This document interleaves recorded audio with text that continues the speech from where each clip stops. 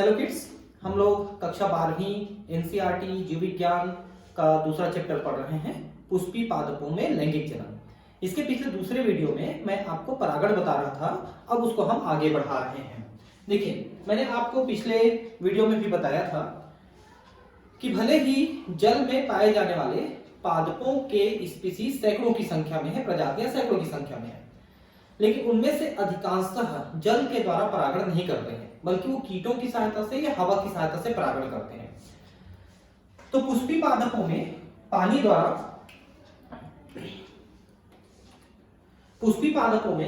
द्वारा परागण काफी दुर्लभ है और यह केवल 30 वंशों तक ही, 30 जीनस तक ही सीमित है, वह भी अधिकतर एक बीजपत्री पौधों में। ठीक है, आपने हवा में भी देखा कि हवा में जो परागण करते हैं वो एक बीजपत्री पौधे थे, और यहाँ पर जल में परागण करने वाले भी एक बीजपत्री पौधे हैं। लेकिन जैसे आप कमल को कहोगे, कमल द्विबीजपत्री पौधा है, तो ये पौधा कीटों के द्वारा परागण करता है, इसलिए कमल का जो पुष्प है वो काफी आकर्षक होता है, ताकि जो कीड़े हैं वो उनके रंग को देख करके आकर्षित हो सके। इसके विपरीत आप स्मरण करें कि निम्न पादप समूह जैसे एल्गी, ब्रायोफाइटा और टेरिडोफाइटा, एल्गी मतलब शैवाल के नर युग्मकों के परिवहन का नियमित साधन जल ही है। आपको ध्यान होगा, मैंने इसके पहले वीडियो में एक बात बताया था कि शैवाल, ब्रायोफाइटा और टेरिडोफाइटा में जो नर युग्मक होते हैं उनको पुमड़ु यानी एंथेरोजोइट्स कहते हैं। वो नर जननांग, जिसको हम एंथ्रीडियम कहते हैं, वहां से निकलते हैं, जल में तैरते हैं और मादा जननांग आर्किगोनियम के पास पहुंचते हैं और वहां जाकर के वो परागण मतलब अपना निषेचन करते हैं। तो इन पादपों में निषेचन के लिए जल आवश्यक होता है, इसलिए ये पादप पूरी तरह से जल से मुक्त नहीं हो पाए हैं, प्रजनन के लिए अति आवश्यक हो जाता है जल। लेकिन केवल जिम्नोस्पर्म और एंजियोस्पर्म के ही पौधे हैं जो निषेचन के लिए जल पर निर्भर नहीं करते हैं, और उनमें से अधिकांश पौधे जो जल में भी रहते हैं वो भी जल से बाहर यानी कि कीटों के द्वारा परागण करते हैं। यह विश्वास किया जाता है कि कुछ ब्रायोफाइटा एवं टेरिडोफाइटा का विस्तार केवल इसलिए सीमित है क्योंकि नर युग्मकों के परिवहन एवं निषेचन हेतु जल की आवश्यकता होती है, और इसीलिए ब्रायोफाइटा, टेरिडोफाइटा जल वाले स्थानों पे, नम वाले स्थानों पर ही मिलते हैं। क्योंकि अगर वहां पर जल या नमी नहीं रहती है तो जल में तैरने के लिए मतलब जल इनको तैरने के लिए नहीं मिल पाएगा नर युग्मकों को, तो इनका निषेचन ही नहीं हो पाएगा, तो इनकी पीढ़ी आगे ही बढ़ेगी। जल परागित पादपों के कुछ उदाहरण वैलिशनेरिया तथा हाइड्रिला है, जो कि ताजे पानी में उगते हैं। ये जो पौधे हैं आप आसानी से इनको तालाब में किनारे किनारे के हिस्सों में आप पा सकते हैं और वहां आपको मिल जाएगा। वेलिशनेरिया जो है ये घोंघे वगैरह के खाने के लिए एक सामान्य पौधा है, जिसको खा करके अपना जीवन यापन करते हैं घोंघे, जो मोलस्क प्रजाति के होते हैं। और अनेकों समुद्री जलीय घासें जैसे जोस्टेरा आदि है। घासें कहने का मतलब एक बीजपत्री पौधे, जोस्टेरा है ना। सभी जलीय पौधे जल को परागण के लिए उपयोग में नहीं लाते। सैकड़ों प्रजातियां होती हैं जल में, लेकिन वो नहीं करते, सिर्फ 30 ही प्रजातियां करते हैं जल के द्वारा परागण। अधिकांश जलीय पौधे जैसे कि वाटर हाइसिंथ और वाटर लिली यानी कुमुदिनी पानी के सतह पर पैदा होते हैं और इसका परागण कीटों एवं वायु से होता है। देखिए, ये जो पौधे का नाम लिखा है यहाँ पर, एक तो लिखा है वाटर हाइसिंथ, जिसको अपन आइकॉर्निया कहते हैं।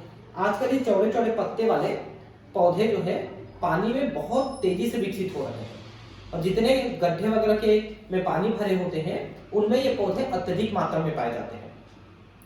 और ये एक प्रकार के वीड हैं, खरपतवार हैं, जो विदेश से लाए गए थे, अच्छे आकर्षक पौधे हैं करके, लेकिन आज ये हमारे लिए बहुत बड़ी समस्या बन गए हैं, और इनको हम बंगाल का टेरर भी कहते हैं, आतंकवादी। क्यों?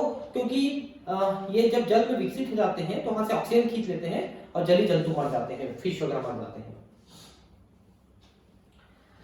और इनका परागण कीटों वायु से ही होता है, जैसा कि अधिकतर थली पादपों में होता है, वैसे इनका परागण वायु के द्वारा, कीटों के द्वारा होते हैं।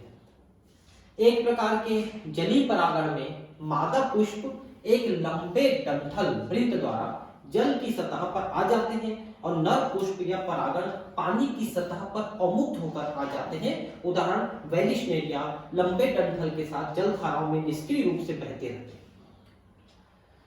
तो जो जल में परागण करते हैं वो जल में ही अपने पराग कणों को मुक्त करते हैं, लेकिन जल की ऊपरी सतह पे जनरली मुक्त करते हैं, जिससे वो तैर करके ऐसे बह करके वो मादा जनांग तक पहुंच सके और वहां पर परागण कर सके, जैसे वेलिशनेरिया है। तो पानी की ऊपरी सतह पर निकले होते हैं। इनमें से कुछ संयोगात्मक रूप से मादा पुष्प एवं वर्तिकाग्र तक पहुंच जाते हैं। यहाँ पर 2.11 ये अब आप देखिए वेलिशनेरिया में जल परागण। तो ये देखिए ये जो आ है दोनों ये तो नर पुष्प है, नर पुष्प से ये निकलते हैं, देख सकते हैं नर पुष्प से निकल करके मादा पुष्प में, यहाँ पर ये मादा पुष्प है, ये जो दिख रहा है ये मादा पुष्प है। तो नर पुष्प से ये परागकण निकलते हैं और मादा पुष्प तक ये पहुंच करके ये परागण की क्रिया करते हैं। और ये जो दूसरा है ये कीट परागण है। तो आप देख सकते हैं कि कीड़ा यहाँ पर दिख रहा है लेने करके, ये कीड़ा जो है कीट जो है किसी पुष्प के पास जाता है और वहां से परागकणों को लेकर के मादा तक पहुंचाता है। ठीक, एक अन्य समूह के जलीय परागण वाले पादपों जैसे कि समुद्री घासों सी ग्रासेस। सी ग्रासेस का मतलब होता है समुद्र में पाए जाने वाली मोनोकॉट्स पौधे, ग्रास है ना, में मादा पुष्प जल की सतह के नीचे ही पानी में डूबा रहता है और परागकणों को जल के अंदर ही अवमुक्त करता है।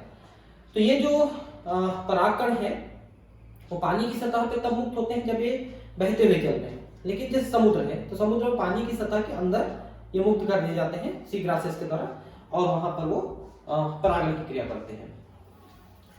इस प्रकार की बहुत सारी प्रजातियों के परागकण लंबे फीते जैसे होते हैं तथा जल के भीतर निष्क्रिय रूप से बहते रहते हैं। इनमें से कुछ एक वर्तिकाग्र तक पहुंच जाते हैं और परागण पूरा होता है। जल परागित अधिकतर प्रजातियों में परागकणों को पानी के भीतर गीले श्लेष्मक आवरण द्वारा संरक्षित रखा जाता है। तो परागकण पानी के अंदर रहते हैं ना, तो परागकणों के ऊपर श्लेष्म यानी म्यूकस का आवरण रहता है जो उसको पानी से बचा के रखता है, नहीं तो पानी उसमें प्रवेश करके फूल जाएगा और फूल के फट जाएगा, लेकिन ऐसा होता नहीं श्लेष्म के माध्यम से। वायु एवं जल का परागित पुष्प न तो बहुत रंग युक्त होते हैं न ही मकरंद पैदा करते हैं। इसका क्या कारण हो सकता है? देखिए वे पुष्प जो कीट परागित होते हैं उनमें तरह तरह के रंग और तरह तरह के मकरंद विकसित होते हैं। मकरंद मतलब रस विकसित होते हैं, क्योंकि कीट उन्हीं को लेने के लिए, उन्हीं को पीने के लिए आकर्षित होकर पुष्प के पास जाते हैं और परागण की प्रक्रिया करते हैं। लेकिन अगर इनको कीटों को आकर्षित नहीं करना है, मतलब ये अगर जल में या वायु के द्वारा परागण करते हैं तो इनको कीटों को आकर्षित करने की आवश्यकता नहीं है, इसलिए वो बहुत अच्छे कलर या मकरंद विकसित नहीं करते हैं, क्योंकि इनके सब काम नहीं है। अधिकतर पुष्पीय पालक परागण के लिए प्राणियों को परागण कर्मक कारक के रूप में उपयोग करते हैं। ठीक है, प्राणियों को करते हैं, अब इसकी मैं बात करते हैं। तो प्राणियों में मुख्यतः होते हैं कीट। आपको पता है कि दुनिया में जितने भी प्रकार के जंतु पाए जाते हैं, प्राणी पाए जाते हैं, उनका 70% केवल कीट है। 70% प्रकार केवल कीटों के हैं। कुल मिला के करीब 12-12.5 लाख प्राणी खोजे गए हैं जंतु, उनमें से 10 लाख प्रकार के प्राणी जो है केवल कीट हैं। अगर इस दुनिया से कीटों को खत्म कर दिया जाए तो आप भूख तो नहीं मरोगे, क्योंकि वायु परागण के द्वारा आपको धान चावल गेहूं ये सब मिलते रहेंगे, लेकिन जितने भी फल हैं सब्जियां हैं वो आपको मिलने बंद हो जाएंगे और अधिकांश पौधों की जीवन लीला समाप्त हो जाएगी। जो बड़े पेड़ हैं उनकी तो खत्म ही हो जाएगी, वो ज्यादातर कीट परागण करते हैं। मधुमक्खियां, भंवरे, तितलियां, बर्रे, चींटियां, सलभ या कीट, सलभ किसको कहते हैं? मॉथ। देखिए ये सभी कीटों के प्रकार है ना, मॉथ। जैसे मैं आपको बता दूं, रेशम का कीट आप सुने होंगे, रेशम का कीट एक प्रकार का मॉथ है। कीटों में बहुत सारे प्रकार के कीट पाए जाते हैं, अनगिनत प्रकार के, उनमें मॉथ एक प्रकार का कीट होता है जिसको सलभ कहते हैं। पक्षी भी जैसे शंखोरा तथा गुंजन पक्षी तथा चमगादड़ आदि सामान्य परागणी अभिकर्मक है। तो कीटों के अतिरिक्त जो पक्षी होते हैं वो भी परागण की प्रक्रिया में भाग लेते हैं, क्योंकि वो भी वहां पर रस चूसने के लिए जाते हैं। जैसे आप एक नाम सुने होंगे, हमिंग बर्ड। सबसे छोटा पक्षी है, एकदम छोटा सा कीड़े के आकार का पक्षी होता है, उसकी छाया तक नहीं बनती जमीन में, इतना छोटा पक्षी है। उल्टा भी उड़ सकता है, सीधा भी उड़ सकता है, स्टेबल भी हो सकता है, ऊपर नीचे सब तरफ उड़ सकता है, इतना सक्षम पक्षी हो। तो वो पक्षी जो है पुष्पों के पास जाता है रस चूसने के लिए, तो वो भी परागण की प्रक्रिया में भाग लेता है। प्राणियों में कीट पतंग यानी इंसेक्ट, विशेष रूप से मधुमक्खी प्रधान जीवी परागण कर्मक हैं। मधुमक्खी के बारे में आप जानते हैं कि वो शहद इकट्ठा करता है और इसलिए वो फ्रीक्वेंटली एक पुष्प से दूसरे पुष्प में जाते रहता है। आपको जान के आश्चर्य होगा कि आधा किलो शहद इकट्ठा करने के लिए मधुमक्खियों को 20,000 फूलों से मकरंद चूसना पड़ता है। तो वो बहुत तेजी से एक पुष्प से दूसरे पुष्प में जाते हैं, इसलिए वो परागण के लिए बहुत अच्छे एजेंट का काम करते हैं।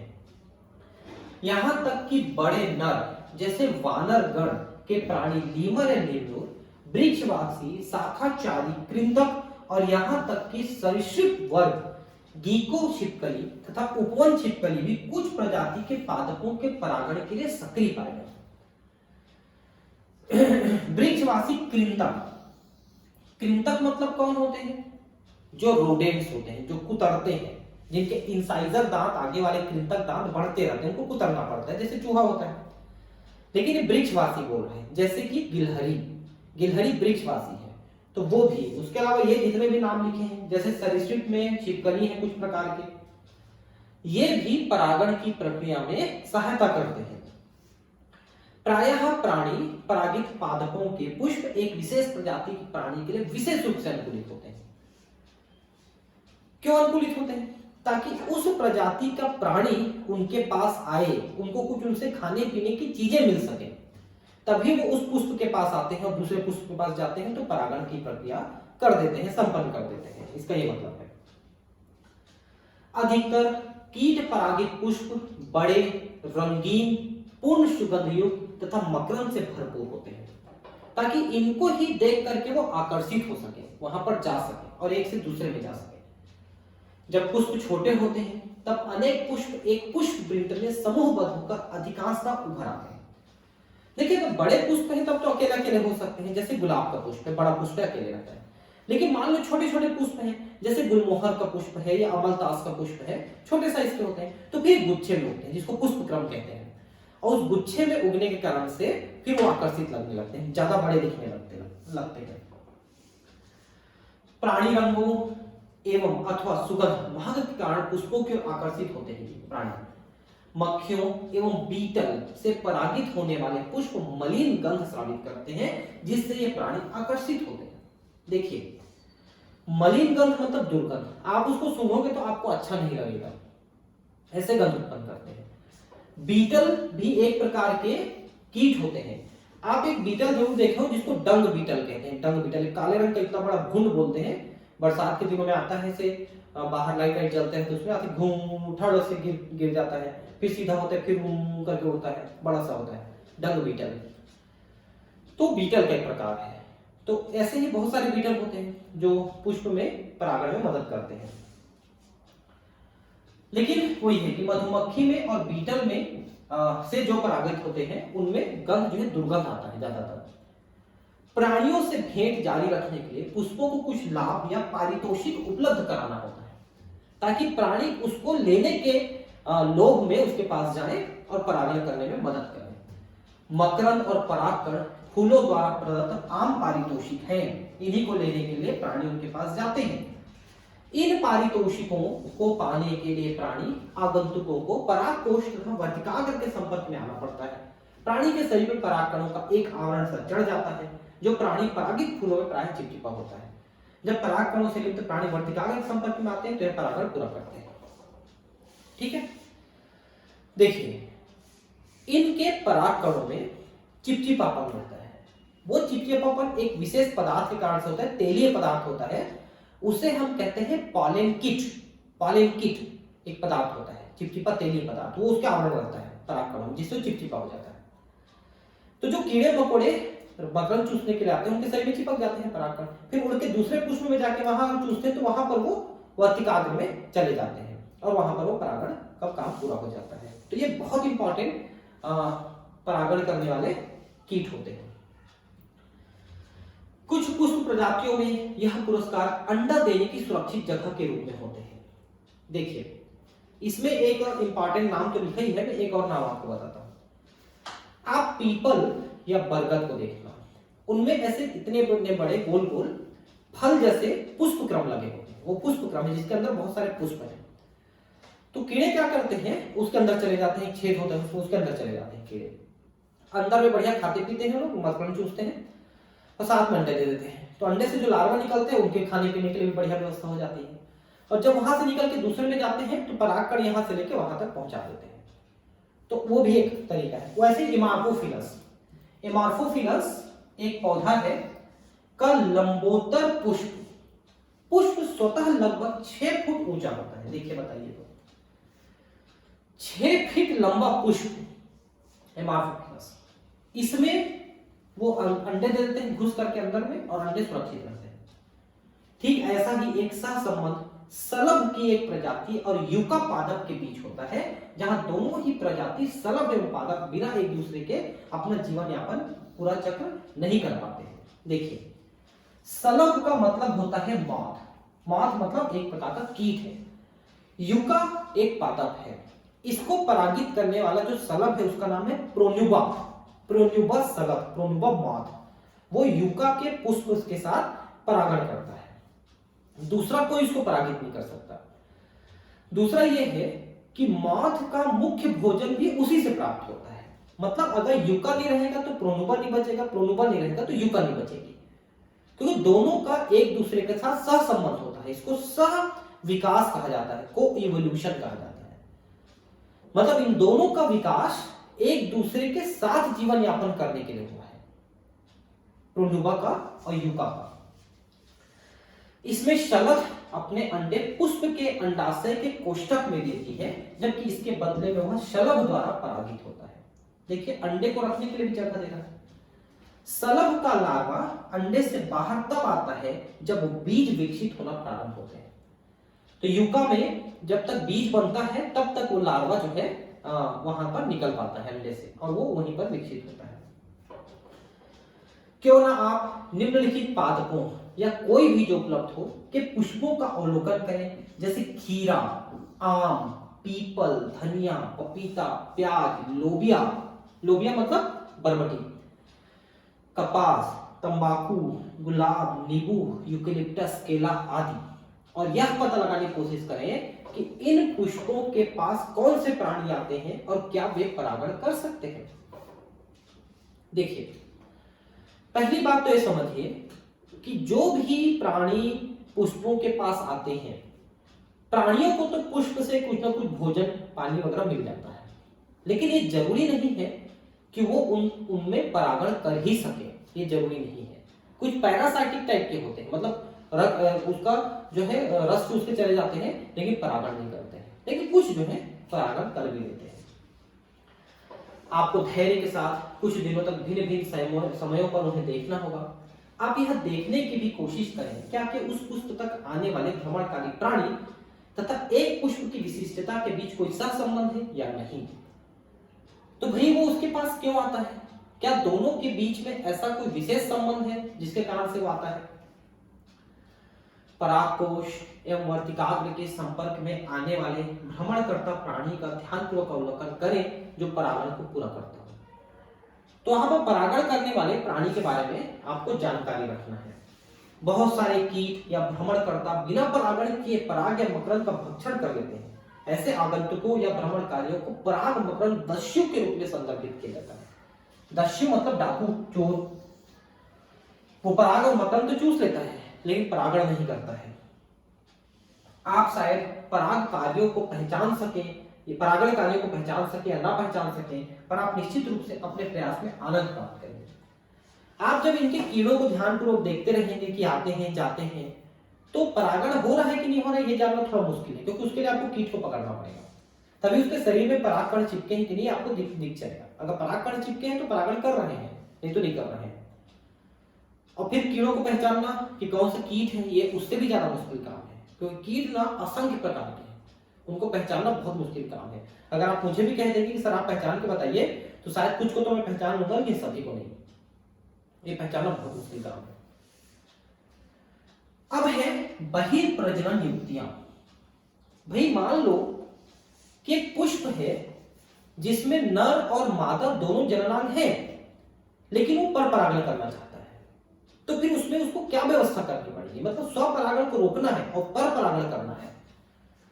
तो इसके लिए वो लोग सबसे अच्छा साधन ये अपनाते हैं कि नर और मादा जननांगों की परिपक्वता अवधि को अलग अलग रखते हैं। किसी पुष्प में नर जननांग पहले विकसित हो जाते हैं और किसी में मादा जननांग पहले विकसित हो जाते हैं।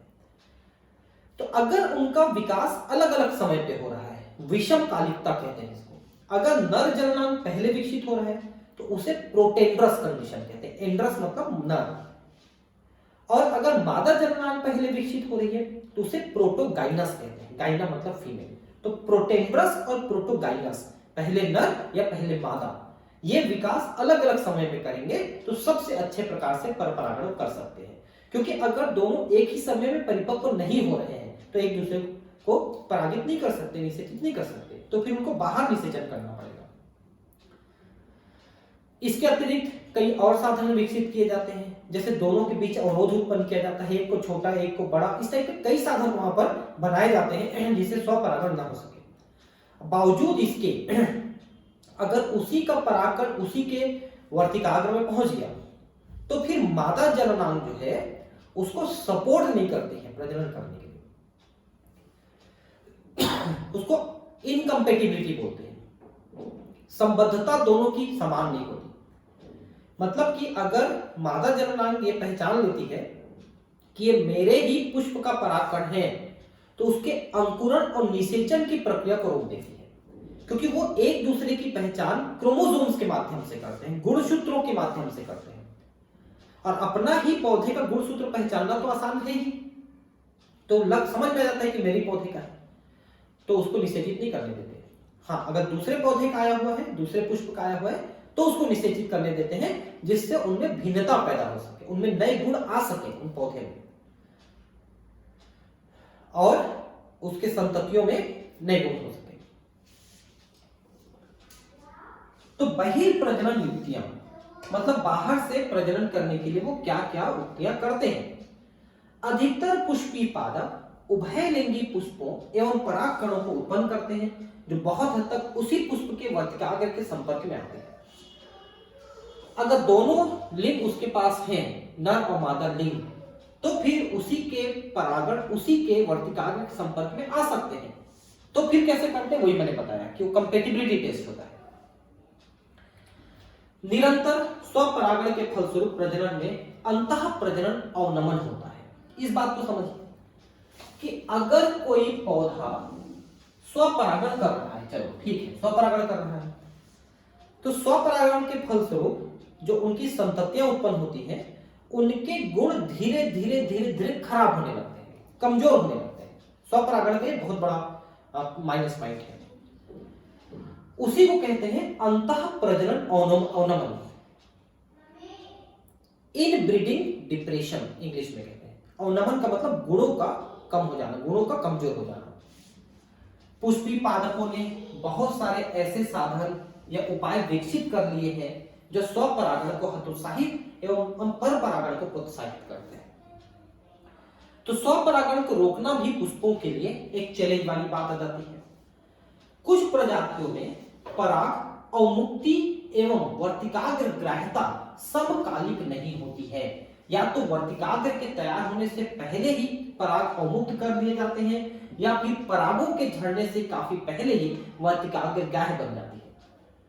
मैंने अभी एक चीज बताया था आपको, विषमकालिकता, कि नर जननांग और मादा जननांग अलग अलग समय में परिपक्व होते हैं, या तो नर पहले परिपक्व हो जाता है या मादा पहले परिपक्व हो जाती है, इसलिए उनको दूसरे से निषेचन करना पड़ता है। उसी बात को यहाँ पर 2 लाइन में लिखा है। मतलब पहले बात में लिखा है कि पराग अवमुक्त हो जाते हैं का मतलब पहले नर जननांग विकसित होकर परागकण मुक्त कर दिए, लेकिन मादा विकसित नहीं हुई है। या ऐसा भी हो सकता है कि मादा जननांग पहले विकसित हो गई है और नर विकसित होकर परागकण नहीं दे पाया है, तो उसको दूसरे से लेकर फर्टिलाइज होने पड़ेगी। कुछ प्रजातियों में परागकोश एवं वर्तिकाग्र भिन्न स्थानों पर अवस्थित होते हैं, मतलब उनकी व्यवस्था ऐसी होती है कि एक दूसरे में नहीं पहुंच पाते हैं, जिससे उसी पादप में पराग वर्तिकाग्र के संपर्क में नहीं आ पाते हैं। दोनों ही युक्तियां स्वयुग्मन रोकती है, तो इससे स्वपरागण रुक जाता है।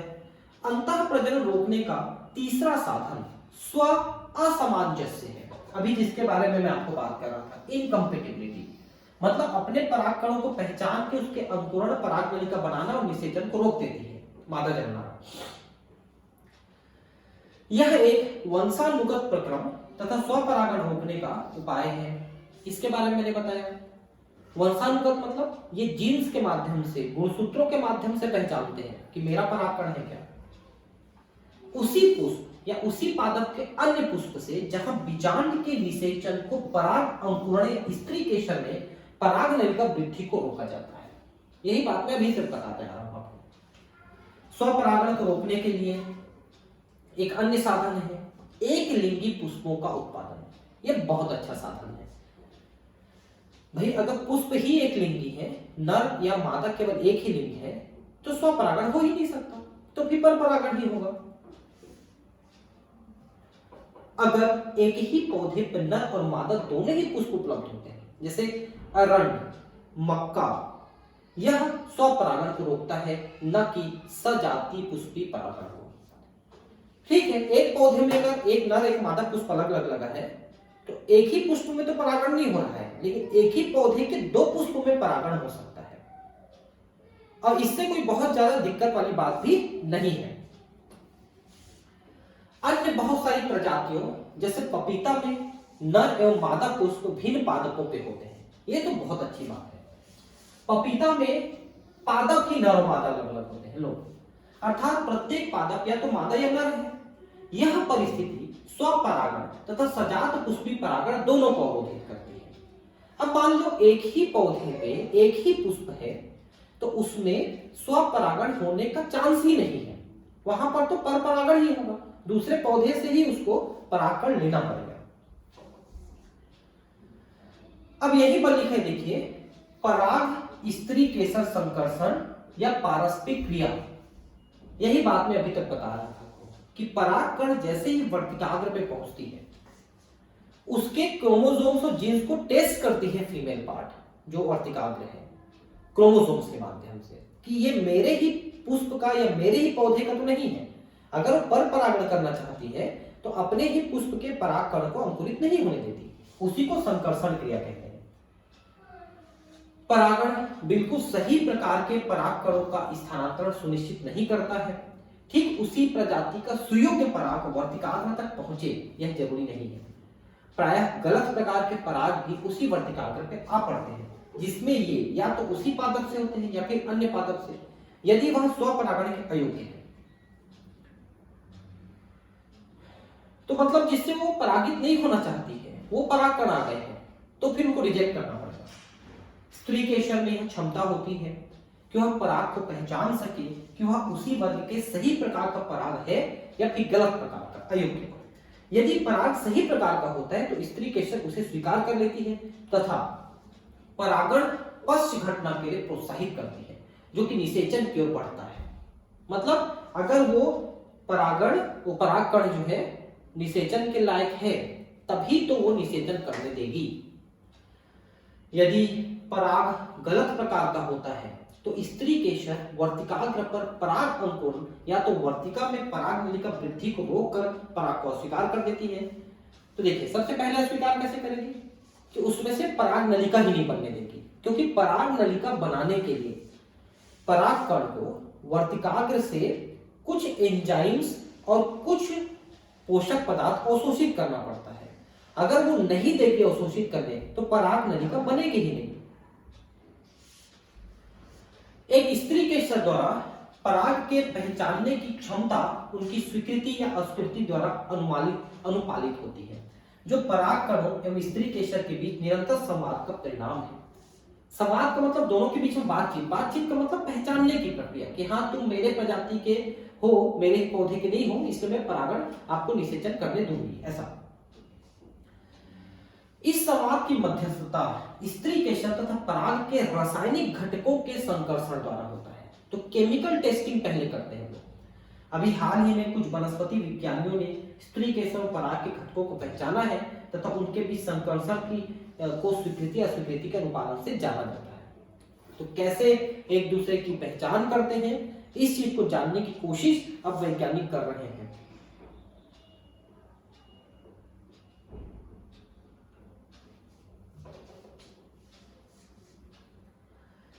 जैसे कि पहले बताया जा चुका है, सुयोग्य परागण के अनुपालन में परागकण वर्तिकाग्र पर जनित होते हैं। देखिए जैसे ये परागकण है, तो परागकणों में कुछ छिद्र पाए जाते हैं जिनको जनन छिद्र या जर्मपोर कहते हैं। इसी के द्वारा किसी एक के द्वारा पराग नलिका बाहर आती है, यही परागकण का अंकुरण है। एक जनन छिद्र के माध्यम से पराग नलिका उत्पन्न होती है। पराग नलिका वर्तिकाग्र तथा वर्तिका के ऊतकों के माध्यम से वृद्धि करती है और अंडाशय तक पहुंचती है। इसके बारे में मैं आपको काफी डिटेल पढ़ा चुका हूं, पिछले वीडियो को आप देखिए, आपको समझ में आएगा। आप याद करें कि कुछ पादपों में परागकण दो कोशिकी स्थिति में, एक कायिक कोशिका तथा दूसरी जनन कोशिका के रूप में झड़ते हैं। तो आपको मैंने पहले वीडियो में बताया था कि जब ये परागकण निकलते हैं नर जननांग से मादा जननांग तक पहुंचते हैं, तो सामान्यतः इसके अंदर दो कोशिका होती है, एक बड़ी कोशिका, एक छोटी कोशिका। बड़ी कोशिका को कायिक कोशिका, छोटी कोशिका को जनन कोशिका कहते हैं। और जब ये वर्तिकाग्र तक पहुंच जाती है तो छोटी कोशिका फिर से एक बार विभाजित होकर दो छोटी कोशिका जनन कोशिका बनाती है। उन्हीं दो जनन कोशिकाओं के केंद्रक पराग नलिका के अंदर आ जाते हैं, क्योंकि पराग नलिका को एक बड़ी कोशिका बनाती है कायिक कोशिका, उसका केंद्रक भी आ जाता है।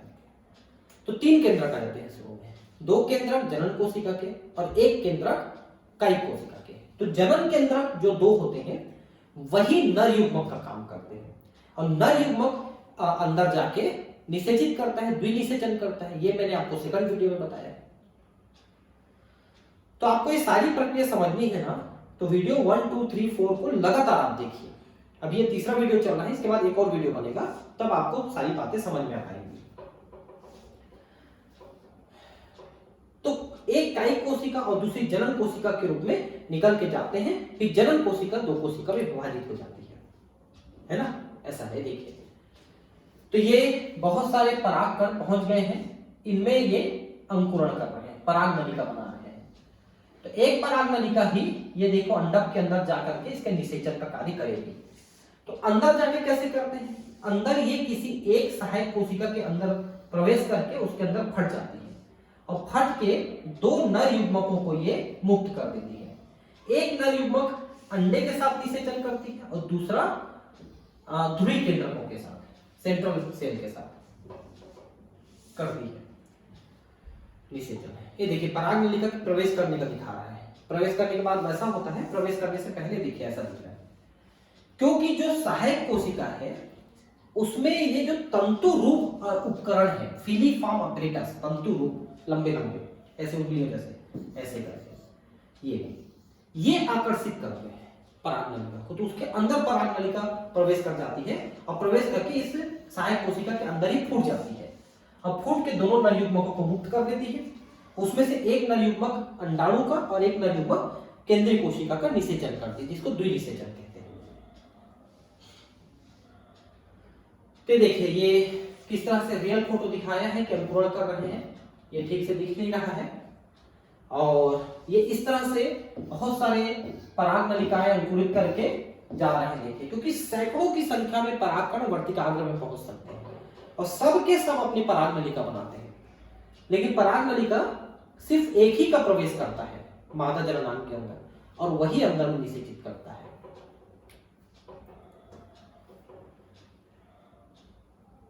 इस प्रकार के पादपों में जनन कोशिका विभाजित होती है और वर्तिकाग्र में पराग नलिका की वृद्धि के दौरान दो नर युग्मकों की रचना करती है।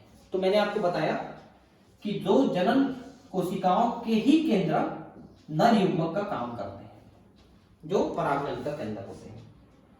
जिन पादपों में पराग 3 कोशिकी की स्थिति में होते हैं, वहां परागनलिका शुरू से ही दो नर युग्मकों को ले जाती है।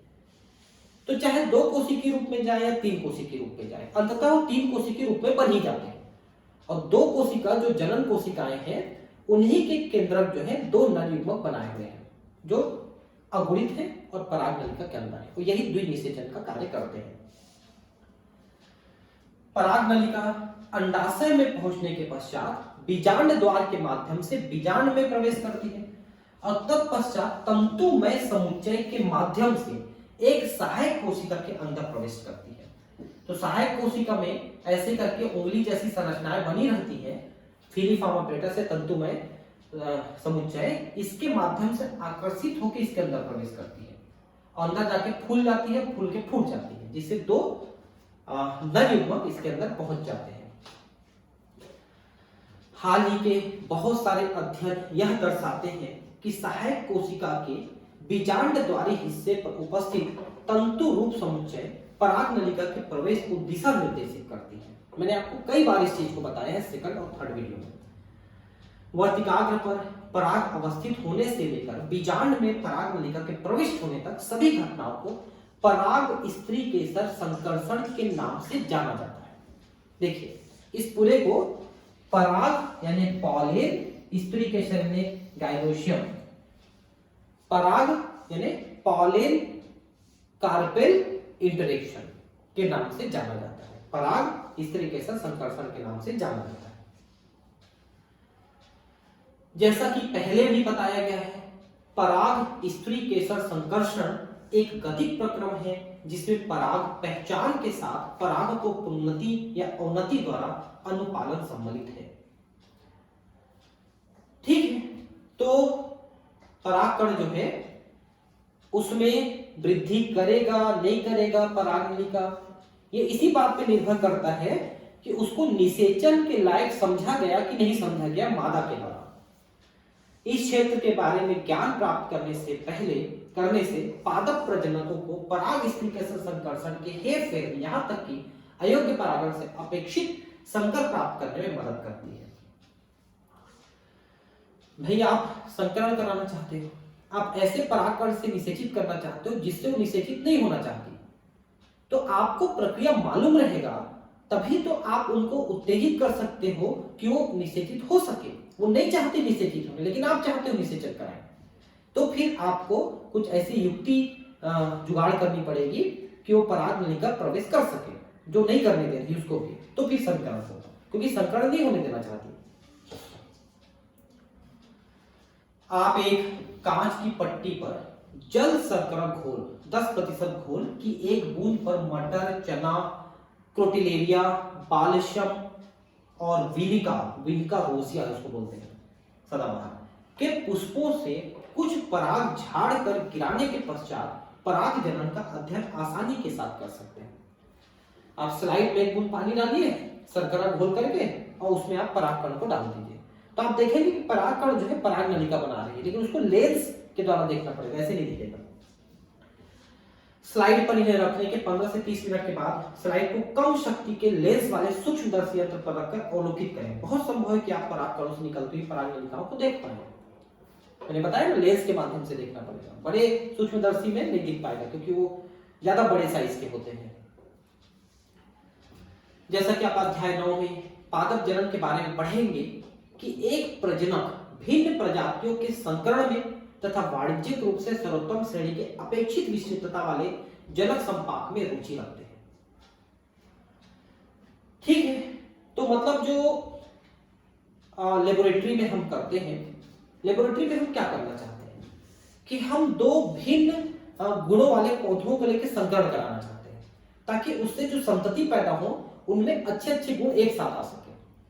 तो आपको इन सभी प्रक्रमों का ज्ञान होना आवश्यक है कि कैसे वो निषेचन करेंगे, तभी आप ये संकरण करा सकते हो, नए प्रकार के पौधे विकसित कर सकते हो।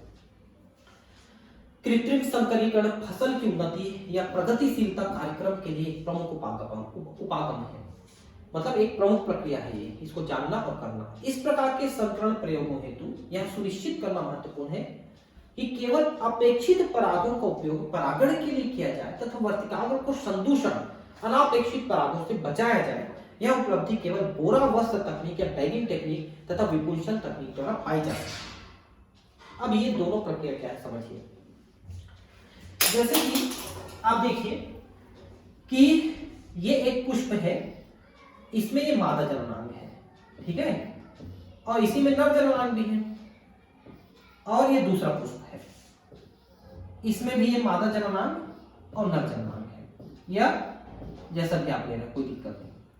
आप चाहते हो कि इस पुष्प का इसी में परागण ना हो, स्वपरागण ना हो, तो आप क्या करोगे, पुष्प जब विकसित हो रही है, परिपक्व नहीं हो पाई है, उसी समय पुष्प को खोल के नर जननांगों को काट के हटा दीजिए। वो बन नहीं पाए हैं ठीक से, भी बन रहे हैं, फिर भी काट के हटा दिया आपने। तो नर जननांगों को काट के हटाने की प्रक्रिया होती है विपुंसन, क्योंकि पुरुष लिंग यानी कि मेल उसको काट के आपने हटा दिया ताकि वो उसको परागित ना कर सके। और जब काट के हटा दिया उसके बाद इसके ऊपर एक कैप लगा दिया आपने पुष्प के ऊपर, ताकि दूसरा कोई अनवांटेड परागण वहां पर ना आ सके। इसको बैगिंग कहते हैं। और जब ये पुष्प परिपक्व हो गई तो इस बैग को हटा करके दूसरे पुष्प के पराग कणों को ब्रश के माध्यम से लाके इसमें छिड़क दिया जाता है, इसके पुष्प में, और फिर से पुष्प को बैग के द्वारा ढक दिया जाता है।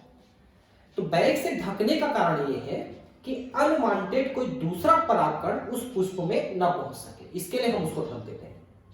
और विपुंसन क्यों करते हैं, क्योंकि उसी का नर जननांग उसी के मादा को निषेचित ना कर सके।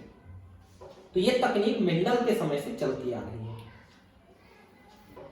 यदि कोई मादा जनक द्विलिंगी पुष्प धारण करता है तो पराग के प्रस्फुटन से पहले पुष्प कलिका से पराग कोष के निष्कासन हेतु एक जोड़ा चिमटी का इस्तेमाल आवश्यक हो जाता है।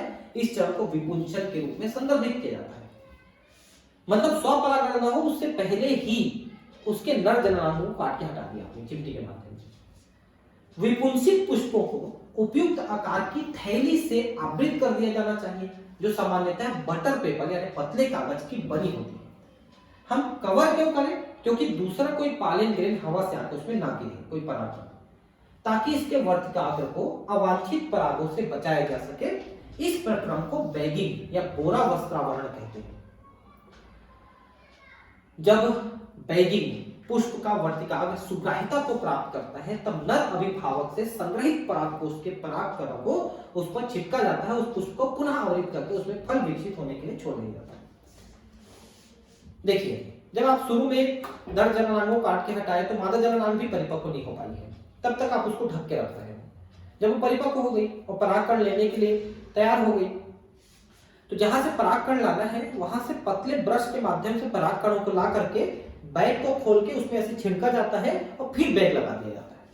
फिर वो परागकण अंदर ही अंदर परागण करेंगे और फिर आपके फल और बीज का निर्माण होगा, जो कि आपके चाहे गए गुण के हिसाब से बनेंगे। इस तरह से किया जाता है। यदि मादा जनक एक लिंगी पुष्प को पैदा करता है तो विपुंसन की आवश्यकता नहीं होती। द्विलिंगी पुष्प है तभी आपको विपुंसन करना पड़ेगा। एक लिंगी पुष्प है तो आपको विपुंसन नहीं करना पड़ेगा, सिर्फ ढक के रखना पड़ेगा, क्योंकि उसमें पुरुष लिंग है ही नहीं। मादा पुष्प है तो पुरुष वाला उसमें अंग है नहीं, नर अंग है नहीं, तो आप किसको विपुंसन करोगे। पुष्पों के खिलने से पूर्व ही उसे आवृत कर दिया जाता है। जब वर्तिकाग्र सुग्राहिता के लायक हो जाती है तब अपेक्षित पराग के उपयोग द्वारा परागण करके पुष्पों को पुनः आवृत कर दिया जाता है। अब एक लिंगी पुष्प है, मादा पुष्प है, नर है ही नहीं, तो विपुंसन नहीं करना पड़ेगा, लेकिन बाकी चीजें आपको वैसे ही करनी पड़ेगी। ढक के रखना पड़ेगा, फिर परागकणों को लाके डालना पड़ेगा, फिर ढकना पड़ेगा, मतलब ये सब चीजें तो करनी ही पड़ेगी, लेकिन विपुंसन नहीं करना पड़ा क्योंकि वहां पर पहले से ही नर जननांग नहीं है। ठीक है, अब हम बात करेंगे यहां पर द्विनिषेचन, दोहरा निषेचन।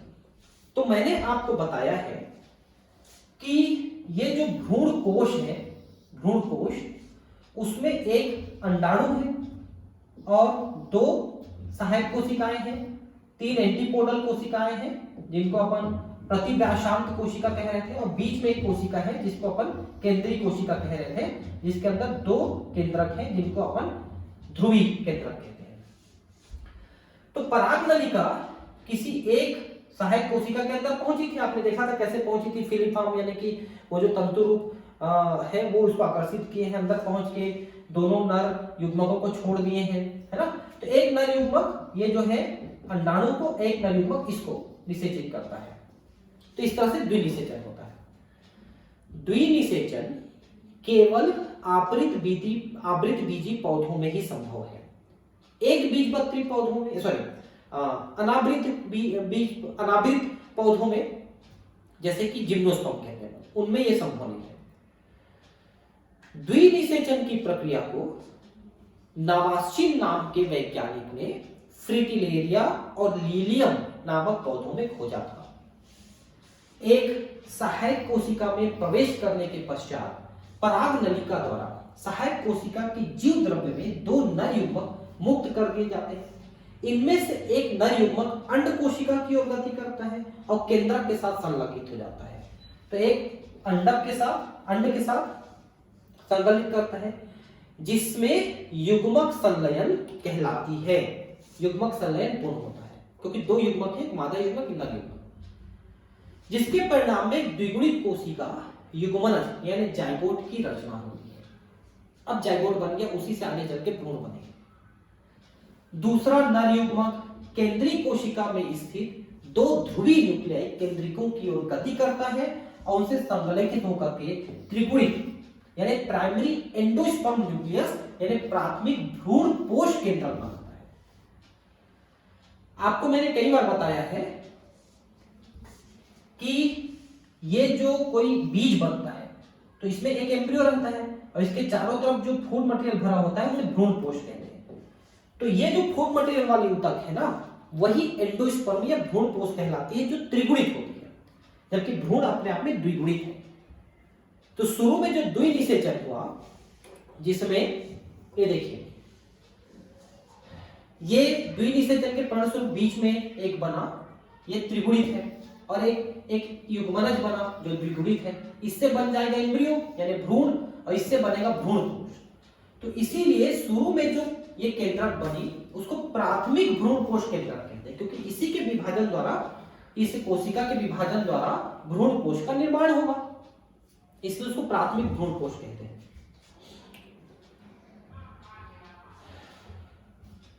जैसा कि इसके अंतर्गत तीन अगुणित केंद्र की सम्मिलित होते हैं, असल इसे त्रिसंलयन कहते हैं। क्योंकि मैंने आपको बताया है कि पहले से दो केंद्रक बीच में हैं जिनको ध्रुवी केंद्रक कहते हैं, और एक नर युग्मक, तीनों मिलकर के यहाँ पर संलयित हो जाते हैं जिससे त्रिगुणित बनते हैं।